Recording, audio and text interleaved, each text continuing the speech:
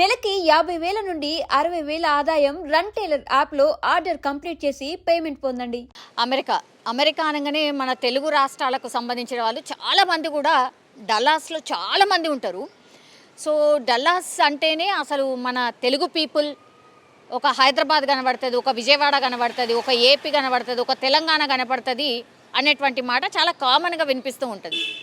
అన్నీ మన స్టోర్స్ ఉంటాయి, మన వాళ్ళే ఉంటారు. ఇట్లా అసలు అమెరికా ఫీలింగే రాదు అనేది కూడా చాలామందికి తెలిసి, అట్లా మన వాళ్ళే ఒక కుటుంబం, అంటే యాక్చువల్లీ హైదరాబాద్కి సంబంధించిన వాళ్ళు, కానీ ఇట్లనే అందరూ ఎట్లయితే అమెరికా వెళ్ళి స్థిరపడ్డారో ఈ కుటుంబం కూడా అట్లనే వెళ్ళి స్థిరపడ్డది.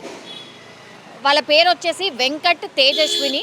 అట్లాగే వాళ్ళిద్దరికీ ఒక కొడుకు, ఒక బిడ్డ అన్నమాట. చిన్న కుటుంబం, చింతలేని కుటుంబం అంటారు కదా, అట్లా మంచిగా సెటిల్ అయిపోయినరు. వాళ్ళకి అక్కడ డల్లాస్లో ఇద్దరికి జాబ్స్ ఉన్నాయి.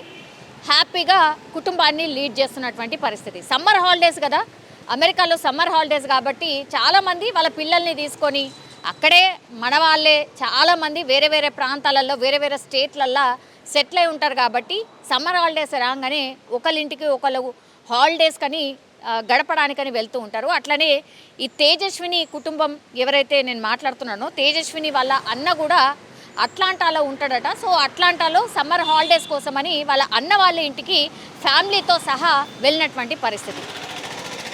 కానీ ఎంత దుర్ఘటన అనుకోవచ్చు. సమ్మర్ హాలిడేస్ ఇక మొత్తం అయిపోతున్నటువంటి క్రమంలో హాలిడే మొత్తంగా ఎంజాయ్ చేసి వాళ్ళు మళ్ళా డల్లాస్కి వస్తున్నటువంటి టైంలో అత్యంత దారుణమైన సంఘటన, అట్లాగే ఎవరు ఎక్స్పెక్ట్ చేయనటువంటి సంఘటన, ఈ ఫ్యామిలీకి కూడా ఊహకు కూడా అందదు కావచ్చు. ఇట్లా అవుతుందేమో, ఇట్లాంటిది ఏదైనా జరుగుతుందేమో అని.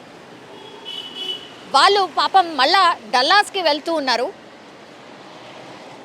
వాళ్ళు ఒక కార్లో వెళ్ళి వస్తున్నటువంటి టైంలో రాంగ్ రూట్లో వచ్చినటువంటి ఒక మినీ వ్యాన్, అక్కడ ఎందుకో మరి ట్రాఫిక్ జామ్ అయిందట, ఏందో రీజన్ తెలియదు, కానీ ఒక ప్లేస్లో ట్రాఫిక్ జామ్ అవ్వడం, ఆ తర్వాత అందరూ అక్కడే ఆగిపోయినటువంటి క్రమంలోనే వీళ్ళు కూడా అట్లనే కారు ఆపుకొని వెయిట్ చేస్తున్నారు, ఎప్పుడు క్లియర్ అవుతుందా, ఎప్పుడు వెళ్దామా అని. అట్లాంటి టైంలో రాంగ్ రూట్లో వచ్చినటువంటి ఒక మినీ వ్యాన్ అత్యంత వేగంగా వీళ్ళ కార్ని వచ్చి ఢీ కొట్టడం, తర్వాత అసలు వెంటనే మంటలు, టోటల్లీ కార్ ఒక్కటేసారి ఎట్లా మనం ఒక అగ్గిపుల్ల ఫుల్ పెట్రోల్ పోసి అగ్గిపుల్ల రాజేయంగానే ఎట్లయితే మంటలు వస్తాయో, ద సేమ్ వే ఈ కార్ని ఆ మినీ వ్యాన్ వచ్చి ఢీ కొట్టగానే పెద్ద ఎత్తున ఒకేసారి మంటలు చెలరేగడం, ఆ తర్వాత లోపలికి వెళ్ళి ఈ డోర్లన్నీ లాక్ అయిపోవడం. ఇప్పుడు నేను చెప్పిన వెంకట్, తేజస్విని, అట్లాగే వాళ్ళ కొడుకు, కూతురు, వీళ్ళు నలుగురు కూడా అసలు ఎస్కేప్ కావడానికి కూడా ఆస్కారం లేకుండా, ఎవరైనా రెస్క్యూ చేద్దాము అని దగ్గరికి వెళ్దాము అనే ఆస్కారం లేకుండా ఒకటేసారి పెద్ద ఎత్తున మంటలు రావడం, పూర్తిగా క్షణాల్లోనే ఆ కార్ దహనమైపోయిన పరిస్థితి. అక్కడ ఉన్నటువంటి వాళ్ళు, పక్కన ఈ ఇన్సిడెంట్ చూసినటువంటి వాళ్ళు, ఆ రోడ్ మీద అటు ఇటు వెళ్ళేటటువంటి వాళ్ళు ప్రయత్నం చేద్దామన్నా కూడా లోపల నుంచి లాక్ అయిపోయింది. వాళ్ళు బయటకు రానటువంటి పరిస్థితి. పోనీ బయట నుంచి వెళ్ళి తీద్దామంటే కూడా పెద్ద ఎత్తున మంటలు చెలరేగాయి. స్పష్టంగా మనకు విజువల్లో కనిపిస్తోంది. పాపం కుటుంబం మొత్తం కూడా సజీవ దహనమైపోయింది.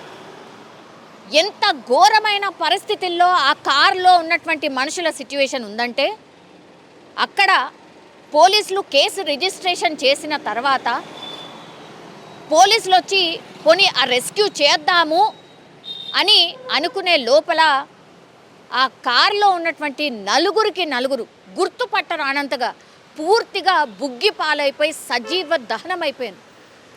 ఎవరి బాడీ ఎక్కడుంది, ఎవరు ఎక్కడున్నారో గుర్తుపట్టలేనంత అత్యంత దయనీయమైనటువంటి పరిస్థితుల్లో ఆ కార్లో ఉన్నటువంటి మృతదేహాలు కనిపించినట్టుగా ఆ ఫొటోస్ని పోలీసులు వీళ్ళ ఫ్యామిలీ మెంబర్స్కి షేర్ చేసిన పరిస్థితి. ఇది ఎంత ఫాస్ట్గా వ్యాపించింది ఈ వార్త అనంటే, ఎందుకంటే కార్ నెంబర్ ఉంటుంది కదా, కార్కి సంబంధించిన డీటెయిల్స్ కొట్టగానే ఎవరు ఈ ఫ్యామిలీలో జర్నీ చేసింది, ఎవరు ఏంటి అనేది కూడా పూర్తి ఇన్ఫర్మేషన్ వచ్చింది. కాబట్టి వెంటనే ఈ ఇన్ఫర్మేషన్ని వాళ్ళ ఫ్యామిలీ మెంబర్స్కి షేర్ చేయడం, అట్లాగే మన తెలుగు కమ్యూనిటీలో ఈ వార్త స్ప్రెడ్ కావడంతో వీళ్ళ ఫ్రెండ్స్ కావచ్చు, లేకపోతే వీళ్ళ రిలేటివ్స్, నేను ఇంతకుముందు చెప్పినట్టుగా తేజస్విని ఎవరైతే పూర్తిగా కాలిపోయినరో ఇలా, తేజస్విని వాళ్ళ బ్రదర్ వాళ్ళ ఇంటికి వెళ్ళొస్తున్నటువంటి టైంలోనే జరిగింది. గ్రీన్ మౌంటైన్ దగ్గర జరిగినటువంటి సంఘటన ఇది. ఫ్యామిలీతోని హ్యాపీగా అప్పటి వరకు ఎంజాయ్ చేసి వాళ్ళ అన్న ఫ్యామిలీతోని మంచిగా గడిపి తిరిగి వస్తున్నటువంటి టైంలో పూర్తిగా నలుగురు అంటే ఒక ఫ్యామిలీ మొత్తం అగ్నికి ఆహుతైపోయి అసలు ఎవరు గుర్తుపట్టరానంత స్టేజ్లో ఉన్నారు అని అంటే ఎవరైనా ఊహిస్తారా? ఎవరికి కూడా ఊహకు కూడా అందలే ఇట్లాంటి సంఘటన ఒకటి జరుగుతుంది అని. పాపం వీళ్ళ ఫ్యామిలీ హైదరాబాద్లో, అంటే తేజస్విని కావచ్చు, అల్లరి వెంకట్ కావచ్చు, వీళ్ళిద్దరు ఫ్యామిలీస్ కూడా హైదరాబాద్లోనే స్థిరపడినటువంటి వాళ్ళు. తేజస్విని వాళ్ళ అమ్మా నాన్ననేమో కొంపల్లిలో ఉంటారు, వెంకట్ వాళ్ళ అమ్మా నాన్ననేమో సికింద్రాబాద్లో ఉంటారు. సో వీళ్ళకి ఇన్ఫర్మేషన్ ఇది మొన్న సండే రోజు అర్ధరాత్రి జరిగింది. ఇన్ఫర్మేషన్ రాగానే ఇప్పుడు వాళ్ళందరు ఫ్యామిలీ మెంబర్స్ కూడా అమెరికాకు వెళ్ళినటువంటి పరిస్థితి. అది ఎందుకు? ఇప్పుడు వీళ్ళని గుర్తుపట్టాలి అంటే DNA టెస్టులు చేస్తే కానీ నిర్ధారణ కానటువంటి సిచ్యువేషన్లో వాళ్ళ బాడీస్ ఉన్నాయి అని అంటే ఎంత దారుణంగా వాళ్ళు చనిపోయారు, ఎంత హృదయ విదారకమైనటువంటి సిచ్యువేషన్లో ఈ సంఘటన ఉండి ఉంటుంది మనకు ఊహ కూడా అందదు. పాపం వాళ్ళేదో జీవితంలో స్థిరపడాలనో, జీవితంలో ఒక మంచి స్థాయిలో ఉండాలనో చాలామంది మన వాళ్ళు అక్కడికి వెళ్ళి సెటిల్ అయిపోతున్నారు. చాలా ఫ్యామిలీస్ కూడా బాగుపడ్డాయి. వాళ్ళ అమ్మా నాన్నల్ని బాగా చూసుకోవడం కావచ్చు, లేదంటే ఇక్కడ కొన్ని ప్రాపర్టీస్ వైజ్గా ఆర్థికంగా బాగుపడడం కావచ్చు, ఒక మంచి పొజిషన్లో ఉండడం కావచ్చు, ఇవన్నీ కూడా ఊహించుకొనే వెళ్తారు. ఈ ఫ్యామిలీ కూడా అట్లనే వెళ్ళింది, వాళ్ళు అదే స్థాయిలో కూడా ఉన్నారు.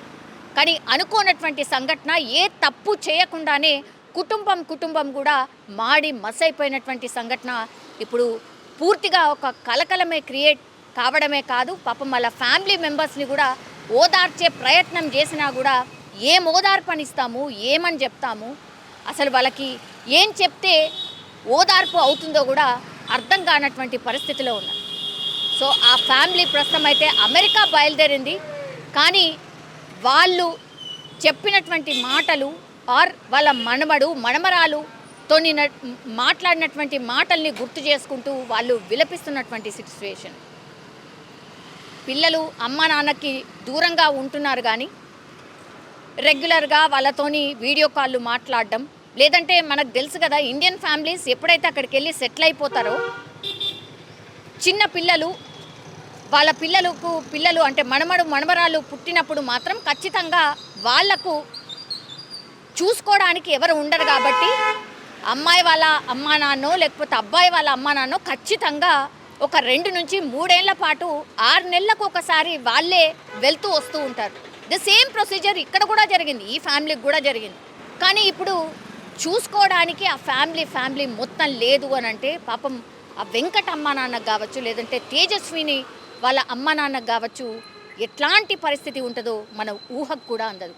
ఇది వార్త పూర్తి స్థాయిలో తెలుగు సంఘాలకు కావచ్చు, లేకపోతే అక్కడ అమెరికాలో ఉన్నటువంటి వాళ్ళందరికీ కావచ్చు, అండ్ డల్లాస్లో వాళ్ళకు ఉన్నటువంటి పరిచయస్తులు, రిలేటివ్స్, ఆఫీసులో పనిచేసే కొలీగ్స్, ఇదంతా కూడా స్ప్రెడ్ అయిన తర్వాత వాళ్ళు అసలు మేము నమ్మలేకపోతున్నాం, అసలు ఇదంతా ఎట్లా జరిగింది, అసలు ఏంటో అన్నటువంటి మాట అయితే వినిపిస్తోంది. కానీ నిజంగా హృదయాన్ని కలిచివేసే సంఘటన అని చెప్పొచ్చు.